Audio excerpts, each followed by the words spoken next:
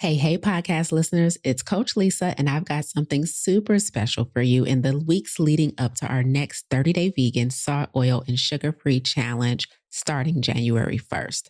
I'm launching a brand new lifestyle disease series right here on the podcast, where each week I'll be breaking down one of the most common lifestyle diseases that's stealing our energy, our confidence, and our quality of life. I'm talking high blood pressure, obesity, heart disease, type 2 diabetes, kidney failure, chronic aches and pains, chronic fatigue, chronic stress, and even food addictions. The conditions that so many of us are living with but don't have to. And I'm going to show you exactly how we can begin putting them in remission through food, mindset, and our daily choices. This series is all about connection. It's all about connecting what's happening in your body to what's happening in your daily habits, your beliefs, and even your stressors. Because once you understand that link, everything changes. So if you've been waiting for a sign to take your health just a little more seriously before the new year, this is it. So tune in every week, take notes, and let's start the journey towards real lasting transformation. And remember, the 30-day vegan, salt, oil, and sugar-free challenge, which is going to be hosted by myself and my good friend, John Lewis, also known as the Badass Vegan, starts January 1st. You have a powerhouse that is going to be in here kicking the knowledge, supporting you through this entire process. Because me and John, we're not just here to help you eat differently. We want you to live differently. So I'm super excited. Enjoy this series, and we'll see you in the challenge. Optimal health is not a privilege, it's a right. However, unfortunately, the overwhelming majority of health challenges today can be attributed to lifestyle. This includes our physical activity, the quality of our relationships, stress, purpose and fulfillment, and of course, our diet. But what if there was an alternative? What if we could prevent and combat these health challenges with lifestyle changes before pills and procedures? You are listening to the Plant Protocol podcast with yours truly, plant-based health and business coach, and now the forever voice in your head, Lisa A. Smith. It's time to come get this health.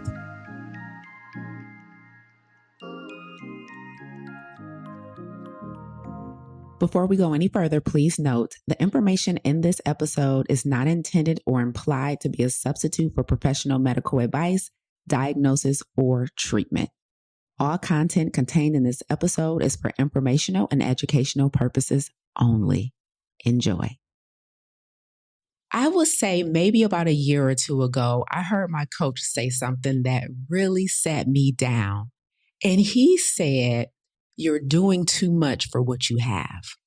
And what he was referring to in that context, because we were in the mastermind, it's a business mastermind, he was talking about how much effort we're putting in compared to the results that are coming out on the other end. And when he said that you're doing too much for what you have, I had to clutch my pearls. I really had to sit back because I was shocked at how true that was for me. Like, I was shocked at how much that was my reality. Like, you're doing so much. You're constantly creating content. You're constantly producing a podcast. You're constantly running coaching programs. You're also doing private coaching. You're doing all these things. But when you compare that to what you have, and when you compare that to what's on the other end, things aren't adding up. And so I came to learn about myself very soon after that I was addicted to doing, right? I was addicted to overworking. I was addicted to starting new things. I was addicted to execution on all my ideas. Now, for some people, this might not sound like a problem because actually for a lot of people, they have the opposite problem. They're not starting at all. For a lot of people, they're not executing. For a lot of people, their ideas outnumber their results by a mile, right? But that's not my issue. My issue was the opposite. My issue is ideas are really dangerous in my mind because when I have them, I am going to execute and I am going to finish. I'm not one of those people that stop in the middle. I'm not one of those people who just sat it down and never get back around to it. And so what was happening in our business was that I was executing on nearly all the ideas that I was having. And as a result, I was working constantly. And that landed me in a place where I had to realize I was burnt out. I was really burnt out. Now, I learned about burnout that burnout is a form of chronic stress. And so I didn't realize, because the stress wasn't from something that was undesirable, I didn't realize that I was in a dangerous place. And so, what I want to talk about with you guys today is the new addiction of overworking, the new addiction of toxic ambition, the dangers of chronic stress, and why we should not be managing these circumstances, but doing everything we can to eliminate them. But the most important thing that I'm going to share with you guys today is how I got there. Like, how did I end up to this place where I believe that it was okay to work as much as I was working, even though my results, in my opinion, didn't necessarily match the amount of work I was putting in? The most important thing that I'm going to share with you today is this lifestyle disease of chronic stress and overworking and burnout, and the beliefs that we hold that get us in those circumstances. Because when you get to a place of burnout, that is usually at the far, far end of the overwhelm and the stress spectrum. And what can happen if you're not careful is that by the time you get to burnout, you're being forced to sit down and be still. And so you sit down and you be still for a little while. But because you didn't address how the heck did I end up here in the first place, once you recover, you burn out again. You start the cycle all over. And so I want to help you guys not only get out of the cycle, but prevent yourself from going back to it. And so that's what we're going to have conversation about today. I know it's a lot of individuals, Black men and Black women, who are very accomplished, who are very degreed, who are very educated, who are very driven, who are very ambitious in my audience. And so I know that many of you guys can relate to this idea of hashtag doing too much. And so I am going to get in your business and tell you some potential reasons why you do too much today. And then we're going to talk about where we should begin with reversing this addiction to overworking. Now, part of it is definitely just a culture we live in, right? We live in a culture that really praises execution. It really praises hard work and accomplishments and speed. And so all of it isn't our fault. You know, we're in a culture where this is expected of us. Like, go after it. Don't stop. Work diligently towards your goals, like with reckless abandon. But some of us, myself included, have adopted that a little too much. And so today we're going to talk about this lifestyle disease of overworking. And we're in a lifestyle disease series right now. You know, our next challenge starts January 1st. And I told you guys last week when I talked about the dangers of being overweight that we were starting a lifestyle disease series. But many people, unfortunately, probably don't consider chronic stress and burnout and overworking a lifestyle disease. But I believe it is, because it makes us sick. It has the potential to make us sick. And chronic stress actually has the potential to take your life. So anything that has the potential to make you sick and take your life definitely starts typically as a disease. And so that's what this is today. Okay, so I told you earlier that my coach said you're doing too much for what you have. Like, the amount of work you're putting in doesn't really match the results that are coming out on the other end. And so when he said that, I really got to thinking about what belief was driving that behavior, right? What was I telling myself that forced me to continue to work that hard for minimal results, right? And so the thing that I settled on, that I believe a lot of you will be able to agree with, is I made a habit out of thinking that not doing enough was the reason that we weren't where I wanted us to be in the business. How many of you can relate to this? You look at maybe your impact, you look at maybe your income, you look at maybe your opportunities that are coming or that aren't coming, and you say, I must not be getting the opportunities. I must not be landing the clients. I must not be generating the revenue that I want to generate because I'm not doing enough. How many of you guys have thought that? I know that was the leading belief that was guiding my addiction to overworking. It is, I'm not doing enough, and that explains why I'm not where I want to be. That belief held me hostage, so much so that it led to burnout, right? Because I'm like, I can't afford to watch an episode of something. Like, I can't be laying here chilling. How dare me be scrolling if I have not achieved my goals? I need to get up and do something. Like, I need to get up and put my hands on something. Like, I need to get on this mic and record something. Like, I need to get on this camera and say something. Like, I need to get behind the scenes and build something. Like, I'm not where I want to be because clearly I'm not doing enough. Can anybody relate to that? That was the belief that caused my overwork, because there was guilt in slowing down. There was guilt in being still. There was guilt in doing less, because the only thing that could possibly explain me not being where I want to be had to be I wasn't doing enough. And so that led to every idea needing to be executed sooner than later, right? And so I didn't want you guys, for those of you who hold that same belief, I don't want you to continue down that path, because burnout is a real place. And burnout, if you don't check the belief that got you there, will just become a vicious cycle. Like, you'll recover, you'll bounce back, you'll take some time off, and then you'll start over all again, because you'll still be looking at the results and be like, we're not where we want to be. Let me get back to grinding, right? So here's the main thing I want to share with you guys today. There's 5 reasons that lands us in a state of overwork, burnout, overwhelm, toxic ambition, meaning every accomplishment is still not enough. It's still not enough. You got to go after the next thing. You got to bring home the prize. You got to get that medal and that certificate on your wall. Like, it's not enough. I need to do more so I can get recognized more, so that I can get another achievement. And even when I get those achievements, I don't even take the time to celebrate them. I just keep plowing through more things, right? Okay, here's the first one. Here's the first reason why many of us overwork and overcommit. Overwork and overcommit. So not only do you overwork, but you say yes too often. All right, you say yes too often. I need you guys to lean into today's episode, because those of you who are going to be doing the 30-day vegan, salt, oil, and sugar-free challenge with us, if you still have a habit of overworking and overcommitting, you're going to convince yourself that you don't have time to do the things you need to do in the challenge and for your health.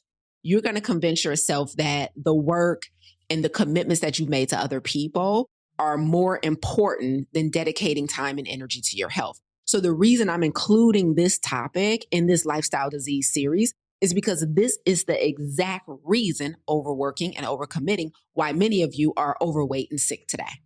It is. This is the exact reason why many of you are pre-something, pre-diabetic, pre-hypertensive. This is the reason why many of you are on medications. This is the reason why many of you have erratic sleep. This is the reason why many of us have unhealthy relationship with food. This is the reason why many of us are overweight. This is the reason why many of us have aches and pains and gut issues and stomach issues, because our overworking and our overcommitment has literally helped us to convince ourselves that we don't have enough time to pour into making meals from scratch. We don't have enough time to pour into doing a significant workout, not just a quick 10, 15-minute walk. We don't have enough time to meditate. We don't have enough time to do the personal development work we need to do to heal from stuff, because we're overstretched, we're overcommitted. So I need you to understand why today's topic is so prevalent for you being able to have success as we work on your health going forward. So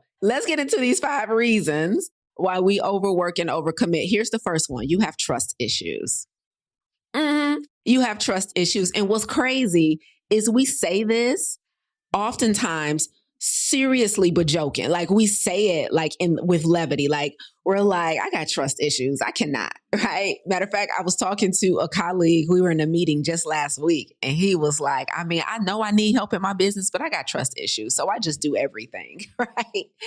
And so the first reason that you may also be addicted to overworking and overcommitting yourself to things is because you have trust issues. And so what that means is you lack the ability to delegate, ask for, or accept help. You lack the ability. Like, your mouth won't allow you to say yes. Your heart and your spirit won't allow you to surrender to help, right? You can't fathom someone not doing things the exact way you do them. Or you've actually been betrayed before. I've had friends and family, and I've even listened to some like really dope entrepreneurial origin stories where people actually have been taken advantage of, right? By people they were working with or people that was working for them, right? Or even like business partners. And so for some of us, we've had experiences that have caused us to just hoard all the work, or we are so married to our way of doing things that is very hard to let someone else in and get it done, but do it their way. Right. And so I'm going to tell you guys, this can be a challenge. I have a team of 5. I have a team of 5 people. And when I'm training someone on how to do things in the business, one of the things that I have to be constantly conscientious of is tell them the result you want. Don't necessarily spend as much time on how they need to get the result, like the steps they need to take to get there. At the end of the day, Lisa, the thing that you want to elevate and make more important over everything else is that the result was gotten, not necessarily that they took the exact same steps you would have taken to get there, right? Because delegation is an art, right? Delegation is a responsibility of a great leader. And in order to delegate like a great leader, you have to understand that you're dealing with dynamic humans who are different from you. And while they are just as committed to the vision, the goal, and the outcome, they still have their own way of approaching things sometimes.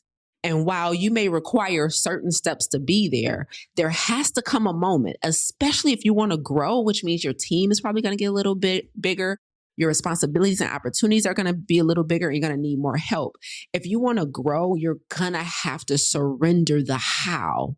You're going to have to surrender the how and just let the outcome be the goal, right? And so, when I'm teaching people how to craft copy for our company and how to engage with our clients, I can't be a stickler like, I wouldn't have said it like that, or I wouldn't have did this. Like, unless they like very clearly violate a core value of the company, that's a different subject. But sometimes you have to let people do things the way they do it as long as they get the result, right? Because number one, the average person doesn't like to be micromanaged, and that will turn them off if they feel like they're constantly being watched and critiqued.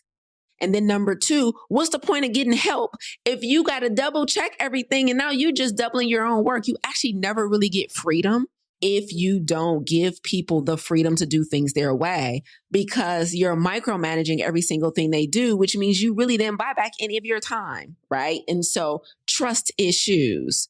And this includes friends and family stuff too. I'm not just talking about business and entrepreneurship.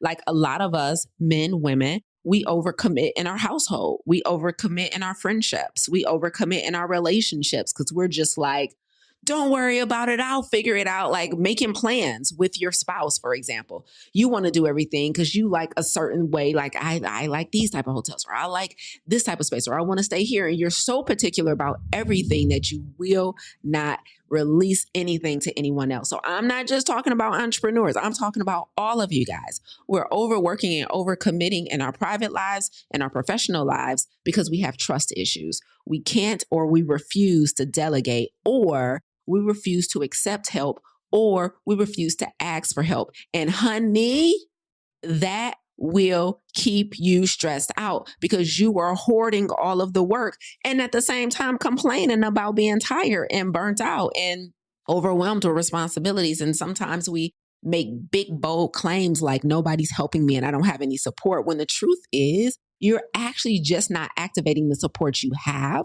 You actually have people who want to serve you, who want to help you, but then you demand that things are done your way and things are done a certain way. And at the end of the day, that's just not a sustainable way to live personally or professionally. So that's number 1. That's number 1. Okay. Trust issues is one of the ways we end up with an addiction to working and overcommitting and extreme burnout and toxic ambition. Let's get into number 2. Hey, podcast listeners, pardon the interruption, but it's time to get ready for another life-changing round of our Plant Protocol 30-Day Vegan Challenge Prep Series. We're officially in the run-up to our very next 30-Day Vegan Salt, Oil, and Sugar-Free Challenge that's starting January 1st. And we are preparing for our second prep class that's happening on Tuesday, November 25th at 6 p.m. EST. In this prep class, we are going to teach you how to prep your pantry and power up your plate to set you up for challenge success. You know, one of the things that many people worry about when they are adopting a plant-based lifestyle is, how do I eat to ensure I get everything I need? Do I need supplements? Will I be deficient in anything? What about my protein? So we're going to answer all of those questions for you and more on Tuesday, November 25th, which is our second prep class. We're going to be talking about how to clean out the old, stock up on the right essentials, and learn how to build meals that fuel your body and not fight against it. So if you've ever started a health journey only to fall off halfway through, then this prep class is what you're missing. Many people do challenges, but not many people do prep. And we recognize this is a huge undertaking for a lot of people, not just vegan, but salt, oil, and sugar free. That's a lot to ask, but don't worry, we got you. And of course, you know we don't do anything halfway. If you missed our first prep class, then you might have missed that we announced that we are doing this challenge in partnership alongside John Lewis, also known as the Badass Vegan himself. So he's going to be joining us in this next challenge starting January 2026. And we're super excited about it. He's going to bring his energy, his passion for the culture and for plant-based living. So John's energy paired with my non-negotiable approach to coaching is going to go crazy. So make sure you click the link in the show notes, get registered for the 30-day vegan challenge, which automatically registers you for all of our prep classes. We're so excited. Get ready to transform your health one plate at a time. Now back to the show. The second reason that many of us can end up in this space is because misunderstanding the definition of faith. Okay. Misunderstanding the definition of faith. Now, we have heard and we know and we completely intellectually understand faith without works is dead, right? And so many of us, highly educated, highly ambitious individuals, we have done a phenomenal job of mastering works, okay? Because faith seems so easy and obvious, right? Because you don't have to physically do anything to have faith. Most of us ignore that part of the scripture. We're like, faith without works is dead. So we like, get up and get it done. Get up and do something. Get up and execute. Execution is worshiped, right? But I would invite the majority of you listening to actually revisit the first part of the scripture about faith. The works you have mastered. You can let yourself off the hook. Like, you don't have to keep proving yourself that you can work hard. You don't have to keep proving to other people that you're a hard worker. You got the degrees to prove it. You got the certificates to prove it. You got the burnout to prove it. You got the extra weight and the medications to prove it. You done neglected your whole health. Honey, you got the divorce to prove it. You done lost your whole relationship because of how much you work. We get it. Okay, you have mastered the works part of the scripture. The thing that most of us have not mastered, though, is the faith portion of the scripture. Okay, faith without works is dead, and we all just assume that we have mastered faith. We are giving ourselves credit for having faith when you have no evidence that you have faith. You have no evidence that you have faith, because if you had faith, did you know that you wouldn't work so hard? Did you know that if you have faith, you would have mastered the art of discerning what needs to be worked on and what needs to be surrendered to? Faith means that you don't run yourself into the ground, that there are some pieces and some parts that you leave to God. Faith means I can trust that my ideas don't all have to be executed on. I can trust that things are coming in the time that they are meant to come in. I can trust everything that God says about me and to me, and there is no need to stretch myself so thin.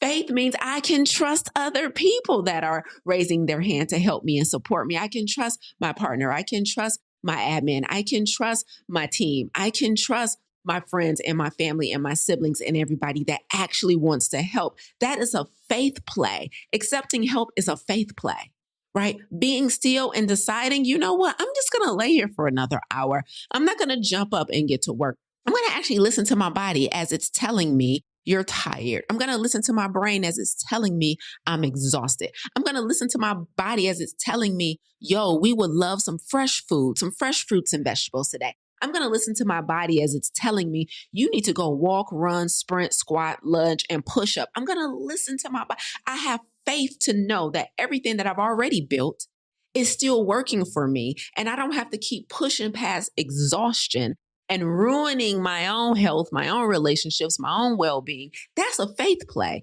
So many of us, the second reason we're overworked and overcommitted is because we have given ourselves credit for understanding what it means to have faith, not realizing that we actually have no faith. There's no evidence of faith anywhere. We are still trying to do everything in our own might, by our own hand, with our own ideas, with our own pocketbook. We're not surrendering nothing to God. We just like, nah, I don't trust the team to do this, and I don't trust God to take it over. I'm just going to show up every day, hop out of bed, and overwork. I'm going to commit to a bunch of the other things that I don't even have the capacity for, just because I don't want to miss an opportunity, just because I'm so desperate to win, because I don't understand that the thing that I went out of my way to master works is not even where my energy should have been going.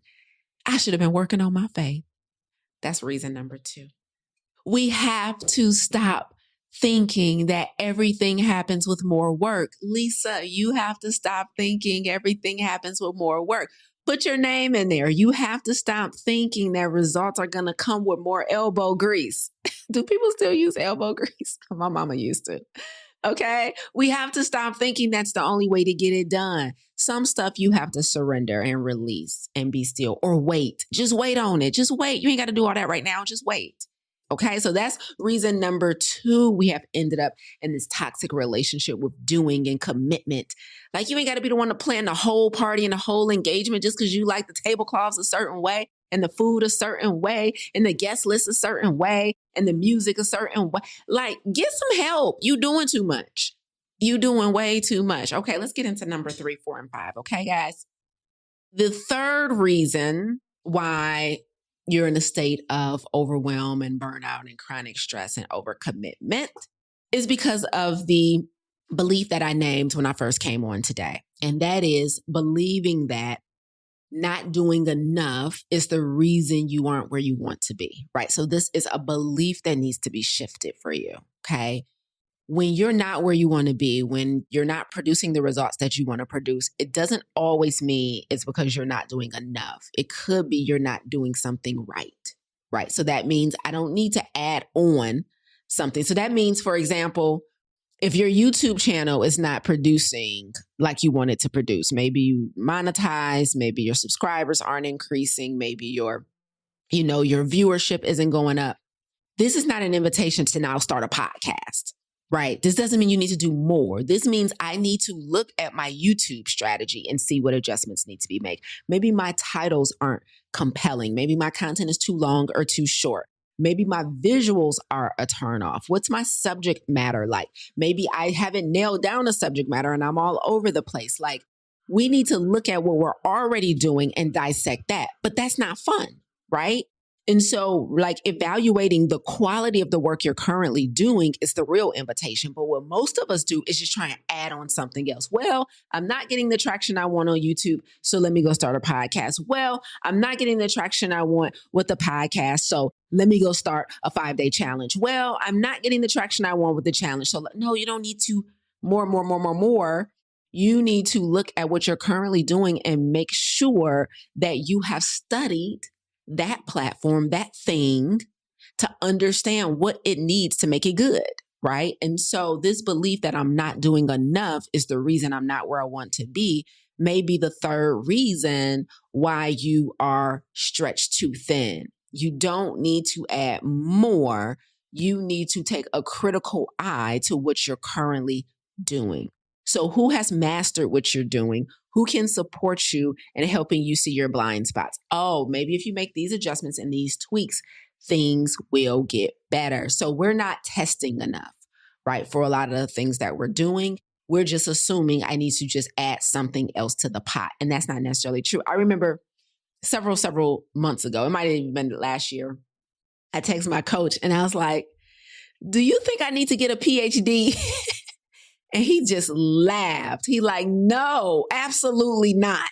No, you're good. You don't need a PhD. Where you're trying to go, where you have enough credentials already, you have enough credibility, you're good. He actually laughed me out of town. He's like, no.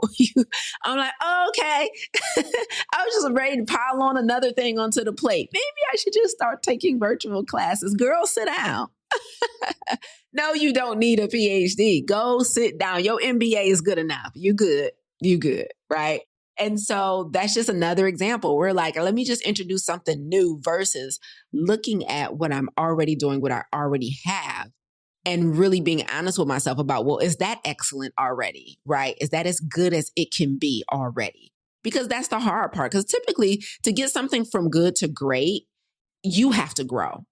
Right. And so it's much easier to introduce something new sometimes than it is to perfect something you have, because usually you can only get something to a level that matches your current mindset and belief systems. Right.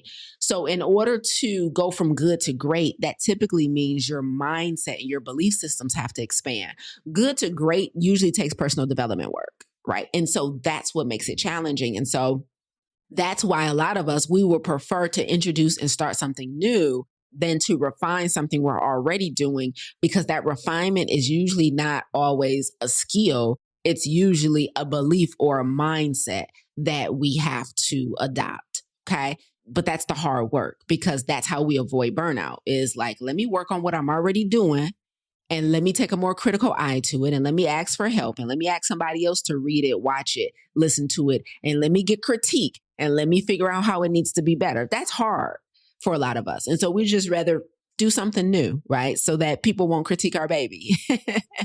But you got to get better, right? So if you want your relationships, your friendships, your marriage, your boyfriend, your girlfriend, your relationship with them to go from good to great, that's usually a personal development play. So that means you got to go to them and say, what am I not doing that's good? Like, how can I be better as a partner? How can I be better as a parent? How can I be better as a friend? Like, to take a situation from good to great is a personal development play. And sometimes that's hard. And so we'd rather just keep things at good. So first of all, we can protect our little fragile ego, but also so that we don't have to do the harder work of becoming somebody different. And that ain't gonna work. Okay? Y'all burnt out and tired. All right, let's get into number 4. These the last two, y'all. How do we end up so overcommitted and overworked? The number 4 is also a belief. It's a belief. And that belief is that you might believe that being still feels like being idle, and being idle is a carnal sin, right? So being still feels like being idle, and being idle, we're taught, is a carnal sin. And this is very challenging for people who have mastered works. Faith without works is dead. So I'm going to work. I'm going to make sure I do my part so God can do his part. But we overplay our part, right? We overwork. We do too much, right? We neglect other things that are important. And we believe that as soon as we stop, like, we're being idle now. And being idle is the devil's playground. And so I need to always keep things moving so that I don't get caught being idle. And so being still feels like being idle. Doing less feels like being idle. How dare you create more empty space on your calendar? How dare you create more space in your life? How dare you not fill every empty slot in your calendar? That feels so dangerous for some people. Like, I can't be out here with no responsibility. I can't be out here with no to-do list. I can't get caught out here without a laundry list of things that I should be doing. And that is dangerous. It's risky, right? But doing less doesn't mean you're idle. There is a wonderful balance between rest and work. And I think one of the things, if I was to add something onto number 4 here, another belief that I know I personally had to work really, really hard to eliminate. Another limiting belief that I had to work really hard to eliminate was that rest has to be earned. Rest has to be earned. And so the first belief is that being still feels like being idle, and being idle is a carnal sin. And the second belief is you earn rest. Rest is a right. It's not a privilege that you earn. So, but for a lot of us, it's like, you don't get to be still until you done been productive. But sometimes our bodies and our minds is calling us to be still. And you'll know when you've been doing too much. Our body sends us signals, it gives us clues, right? But unfortunately, we're like, I haven't done enough to take a nap. Like, I haven't done enough to take a day off. Like, I haven't done enough to work a half a day, right? So being idle is the assumption that we're making when we do a little less. Like, I was talking to someone not too long ago, and I'm like, dude, you need to take a day off. You need to slow down. And she's like, nah. And I just stopped trying. I'm like, okay. And she's like, no, I can't. I can't afford to do that. Like, how? Like, work needs to be done. And I'm like, okay. Like, I don't know what else to tell you. Like, I get that you don't believe that you can slow down or take some time off or whatever. And so I'm not going to try and convince you. I'm just going to put that in your subconscious, and hopefully it begins to sprout when the time is right. But being still feels like being idle. Idle is a cardinal sin, or rest has to be earned. I'm not where I want to be, or haven't produced enough this week, this month, this year. And so I don't get to rest. Like, I don't have that privilege because I got things I got to accomplish. And so those two beliefs, especially the one about rest is something you earn, can be really dangerous, because the next question becomes, well, who decides when you've done enough? Like, who sets the bar? Like, if rest is something that is earned, who decides when you've earned it? You? Let me get this straight. You grading your own paper? Do you know how unhealthy that is? Let me get this straight. You grade your own paper and you get to decide. No. No, like, one of the things I'm personally working towards is a 4-day work week, right? And when I do my affirmative writing every morning, that's one of the things that I write down. It's like, I work maximum, not minimum. I work maximum 4 days a week. That means I'm going 3 days without working. That is the goal. That's what I'm working toward. And so it's very important to have a standard, but it's very dangerous to be grading your own paper. If you have this belief that you earn rest, but you're the only one saying and deciding when you've done enough, like, that don't even make sense. Anyway, let's get into number 5, y'all. Let's get into number 5. Okay. Now, this one I love. It actually comes from business expert Alex Hermosi. I like Alex's stuff, and he teaches business a lot. And one of the things Alex says that I believe is absolutely a leading reason why many of us are tired and overcommitted and burnt out is he says that the word priority cannot be plural. Okay. So the 5th reason that you may be addicted to work and in this cycle of burnout is because you have a distorted view of what's important. That means that you think you can put an IES on the word priority. That means when you are deciding what to work on, you have a list of priorities, which completely negates the definition of the word. Priority can only be singular. You can only have one thing that's a priority. It's impossible for 5 things to be a priority. And so the final reason many of us are doing too much and don't know how to stop is because we have foolishly decided that at least 4 things are priority. I have 4 priorities. You cannot. I love it when Alex said, and I think he said it was just recently in the 20th century that we started making the word priority plural. You have a distorted view of what's important, right? And so the truth of the matter is only one thing can be a priority at a time.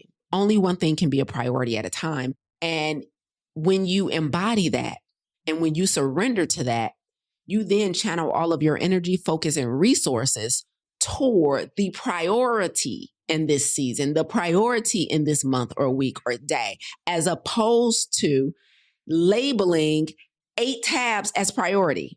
Okay. The truth of the matter is we have to get better with deciding what's priority. Like, stepping back, zooming out, and being like, okay, I have a bunch of things that I want to do. I have a bunch of things that I would like to do. I have a bunch of things that feel important, but what's true?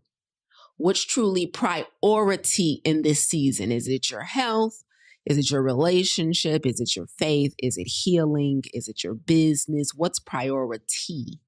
Like, we have to stop making that word plural. And that was a game changer for me, because I for sure used to be like, I got about 4 things that's equally important. No, but you're still not prioritizing.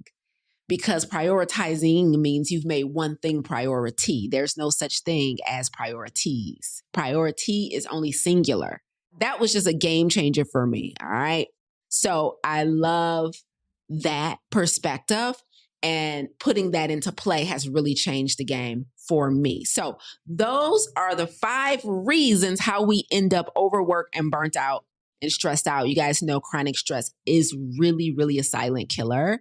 And when you overwork and overcommit, that means that you are burning the stick at both ends. You are stretching yourself so thin that you begin neglecting the important things that actually sustains life, like the way you eat, the way you drink, how you move, rest, recovery, relaxation, quality time with loved ones, all of those things that actually gives life and extends life, you begin to neglect them when you overstretch. And so when we have these overactive nervous systems that are you're constantly go, right?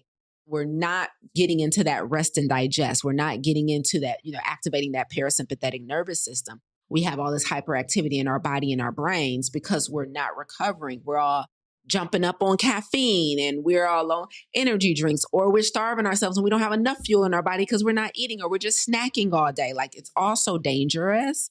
And so I want us to do better. I want us to do so much better with identifying, well, how did I get up here in the first place? So take which one was for you today, right? Was it you have trust issues and you don't have the ability to delegate, ask for help, or accept help?